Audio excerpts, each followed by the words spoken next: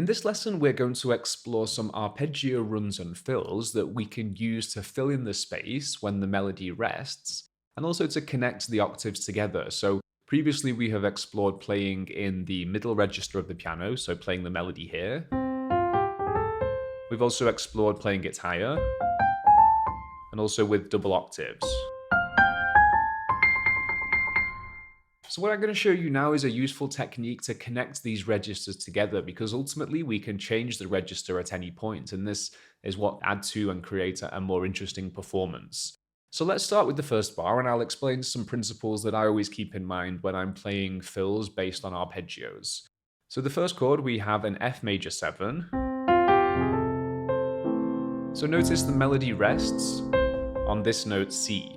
So one thing that I try to keep in mind is I try to find some kind of arpeggio that has this note on the top for F major 7. So the first thing I do here is think, this kind of voicing. So this is a type B rootless voicing, or a type B extended voicing, but instead I'm playing those two notes down here. And that gives me that C on top.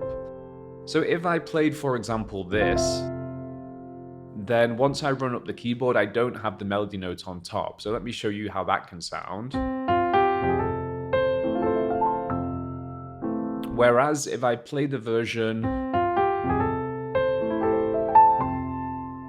then I still know where I am because the melody's in the same place, just an octave higher.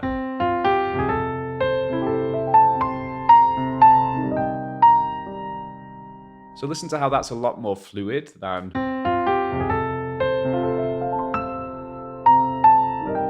Because ultimately, the listener can hear two things. We can hear the harmony and we can hear that highest note. So I always try to pay consideration to the highest notes, which, it should be the melody. Even if we're adding a fill, the idea here is to create the fill in between here and here. And the best way to do that is to create an arpeggio with that note on top.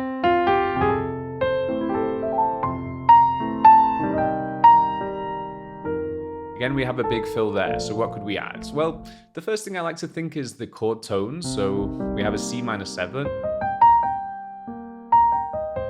We could play...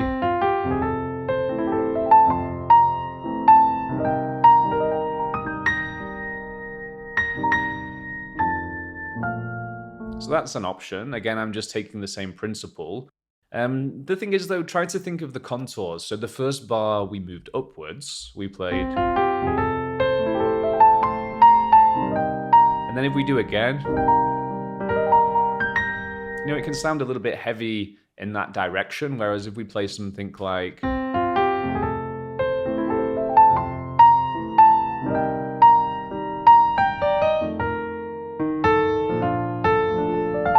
So there I'm going, the first fill is up, the second fill, and then, so the second fill is coming down, either,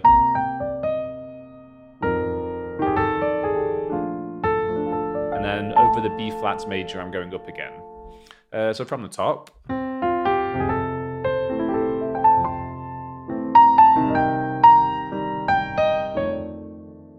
Notice there I'm changing the melody a little,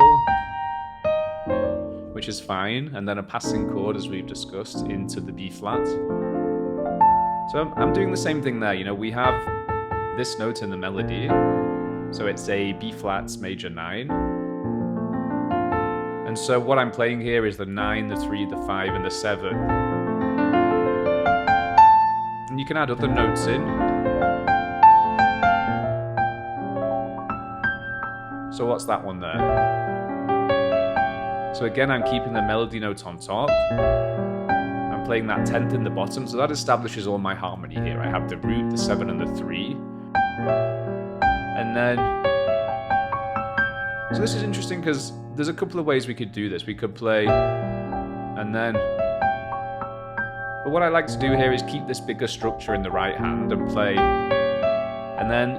the thumb takes over the same note as the pinky very quickly.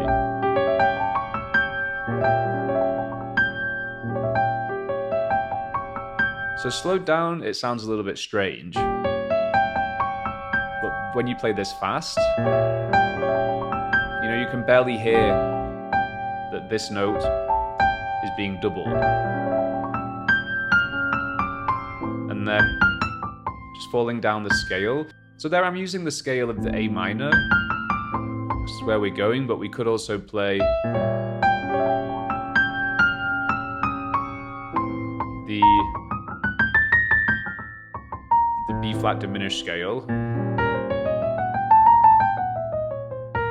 So that's basically starting on the root of the diminished chord, whole step, half step, whole step, half step, whole step, half step, whole step, half.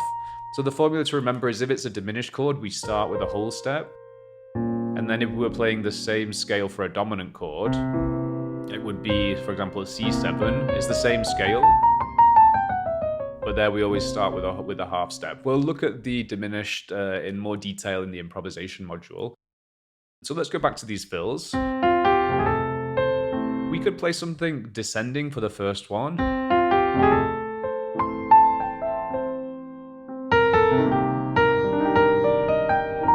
So there I reverse the order.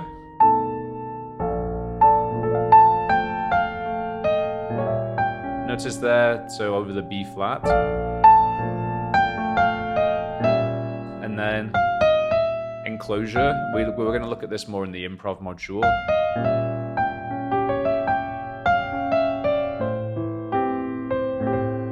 So over the A minor, again, I'm demonstrating these things, but remember that if you play this kind of fill for every bar, it might sound a bit overkill. But when we have the 3 in the melody for a minor chord, we can play, so I'm just playing the notes of the minor 7th there, so root 3, 5, and 7. And again, it's the same technique I mentioned before, so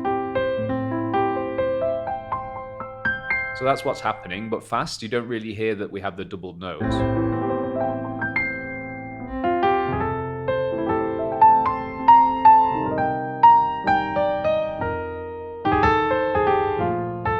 So over that F7,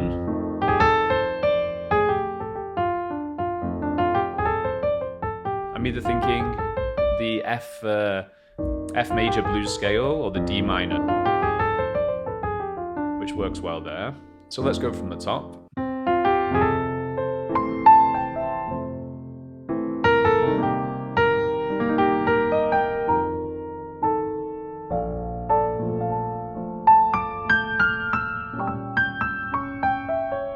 And again, I'm just taking that shape. So notice I'm missing out the root. Can play that, but for me, it sounds a little bit more interesting like that. So, but I'm always thinking instead of just running the arpeggio, then I like to add some kind of chromatic or scale movement at the end. So the upper structure triads, we're going to look at this in detail in the lesson on upper structure triads, which is in this module. But notice I'm just taking that up the piano, so A minor.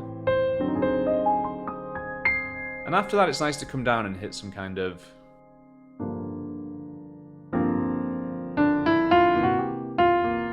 passing chord.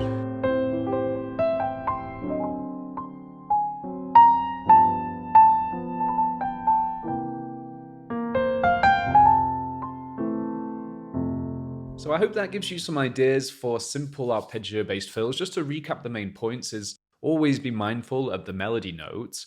And so when you're coming up with some kind of arpeggio that you're going to run up and down the piano, if we keep the melody note intact, it makes it easier just to switch octaves seamlessly and then move back into the melody. So that's the first consideration. The other consideration is don't always think in terms of arpeggios that are, for example, 1, 3, 5, 7. So if you look at what I played over the F major, I played 7, 9, 3, and 5. So, you know, this has some more interesting intervals than just third, third, third, third. Instead, we have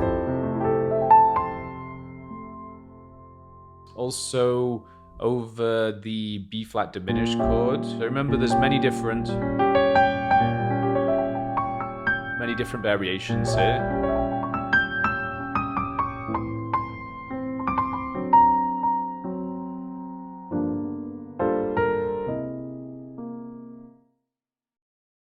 So yeah, over the B flat.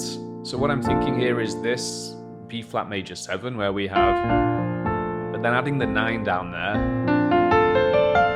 You can, if you like, just do, so that would be like this.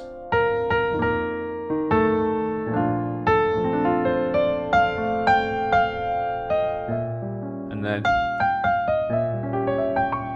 so after you played an arpeggio, remember that enclosing the melody notes like this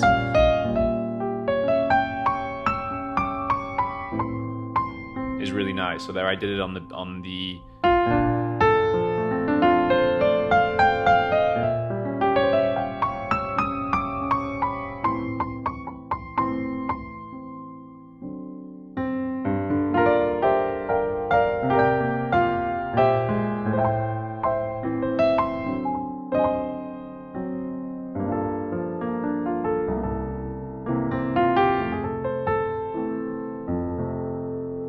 So have some fun playing around with that stuff. We will cover the bridge separately because there is some different harmony there. We have a G7. We also have an A minor 7 flat 5. So we'll cover that separately. For now, experiment with these ideas. Remember, one of the cool things with these arpeggio fills is that it allows us to seamlessly connect the different octaves, so we can move, fluidly between these different octaves that we've practiced so far.